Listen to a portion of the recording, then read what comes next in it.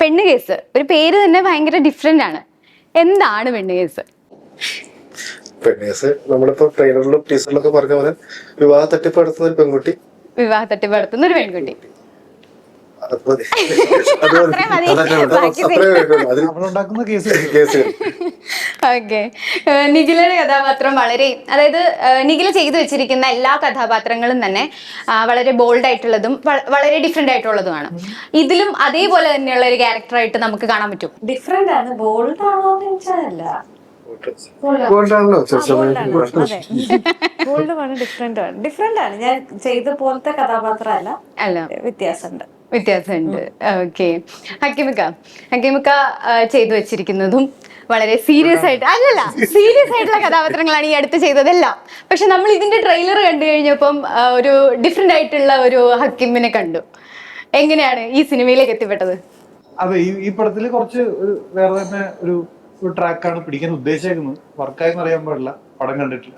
പടം കണ്ടാലേ അറിയാൻ പറ്റുള്ളൂ. പക്ഷെ ഈ പറഞ്ഞ പോലെ പിന്നെ ഈ പോലീസായിട്ട് യൂണിഫോം ഇട്ട് ചെയ്യുന്ന ആദ്യത്തെ ഒരു പരിപാടിയാണ്. അപ്പൊ അതിന്റെ ഒരു എക്സൈറ്റ്മെന്റ് ഉണ്ട്. പിന്നെ ഈ ഒരു ടിപ്പിക്കൽ സിനിമയിൽ കാണുന്ന ഒരു പോലീസ് അല്ല പുള്ളി ഒരു ഇത്തിരി മാന്യനായ നല്ലവനായ അങ്ങനത്തെ ഒരു പാവം പിടിച്ച പോലീസുകാരൻ. പുള്ളിയുടേതായ പ്രശ്നങ്ങളും പേഴ്സണൽ പ്രശ്നങ്ങളും ട്രോമയൊക്കെ ഉണ്ട്. അങ്ങനത്തെ ഒരു കാര്യങ്ങളിലൂടെ കടന്നു പോകുന്ന ഒരു പോലീസുകാരൻ. പുള്ളിയുടെ മുന്നിലേക്ക് ഒരു കേസ് വന്നു കൊടുക്കുന്നതും പുള്ളി അന്വേഷിച്ചതിന്റെ യഥാർത്ഥ സത്യം എന്താണെന്ന് ലോകത്തെ അറിയിക്കുന്നതുമാണ് കഥ. എനിക്ക്, അതായത് ഞാനൊക്കെ ഒരു സിനിമ കണ്ടു തുടങ്ങിയ കാലം തൊട്ട് കണ്ടുവരുന്ന ഒരു മുഖമാണ്. ഒരുപാട് പ്രായമായില്ലപ്പോ. അപ്പൊ എന്താ പറയാ, പഴയ ജനറേഷന്റെ കൂടെയും ഇപ്പതാ പുതിയ ജനറേഷന്റെ കൂടെയും സിനിമ ചെയ്യുന്നു. എന്താണ് ഒരു വ്യത്യാസം തോന്നുന്നത്?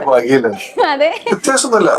എല്ലാ സിനിമയിലും അഭിനയിക്കുക, അതാണ് നമ്മുടെ പണി, അത് ചെയ്തുകൊണ്ടിരിക്കുക എന്നുള്ളതാണ്. പക്ഷെ പുതിയവരുടെ കൂടെ കൂടുമ്പോൾ ഉണ്ടാവുന്ന ഒരു എനർജി ഉണ്ട്. ഇപ്പൊ നമ്മളിപ്പോ ഞാൻ 30 വർഷമായി, ഇപ്പൊ എന്തിനാ പ്രായം ഒടിക്കേണ്ട അല്ലെങ്കിൽ സീനിയോറിറ്റി ഒടിക്കേണ്ട കാര്യത്തില് 30 വർഷമായിട്ട് ഞാൻ ഇൻഡസ്ട്രിയിലുണ്ട്.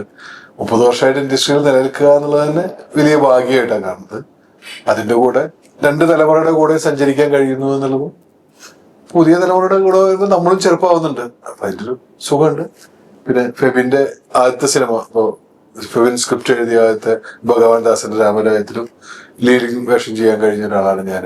അപ്പൊ ഈ 2ാമത്തെ സിനിമ എനിക്ക് തോന്നുന്നു ഞാനായിരിക്കും ഇതിൽ ആദ്യം കഥ കേൾക്കുന്ന ഒരാള്. കാരണം ആ സിനിമ കഴിഞ്ഞ എന്നോട് ഈ സിനിമയുടെ സബ്ജക്ട് പറഞ്ഞിട്ടുള്ളതാണ്. അതിനുശേഷങ്ങളൊക്കെ കുറെ മാറ്റങ്ങളൊക്കെ ഉണ്ടായിട്ടുണ്ടാവും. എന്തായാലും എന്നോട് അന്ന് പറഞ്ഞ അതേ കഥാപാത്രം തന്നെയാണ് ഞാൻ ഈ സിനിമയിൽ ചെയ്യുന്നത്. അതൊരു വലിയ സന്തോഷമുള്ള കാര്യം. ഡയറക്ടറായിട്ട് ഉള്ള ഫസ്റ്റ് ഫിലിം ആണല്ലോ. എഴുത്തുകാരനായിട്ടാണോ ഡയറക്ടറായിട്ടാണോ ഏറ്റവും സമാധാനം തോന്നിയത്? രണ്ടിനും സമാധാനം ഉണ്ടാവില്ല. പക്ഷെ എഴുത്തുകാരനെ എഴുതുമ്പോ ആണ് ഏറ്റവും നല്ലതെന്ന് തോന്നി. എഴുത്തിന് വേറെ പ്രശ്നമില്ലല്ലോ, ഒരുപാട് ചെയ്തോ. ഡയറക്ഷൻ ചെയ്യുമ്പോൾ ഡയറക്ഷനാണ് ഏറ്റവും കൂടുതൽ എനിക്ക് തോന്നുന്നു ഒരു മെന്റലി ഒക്കെ ഭയങ്കര നമുക്ക് സ്ട്രെസ്, ഭയങ്കര ഇതെന്താണ് സംഭവിക്കുന്നത് അറിയാത്തതിന്റെ പ്രശ്നം.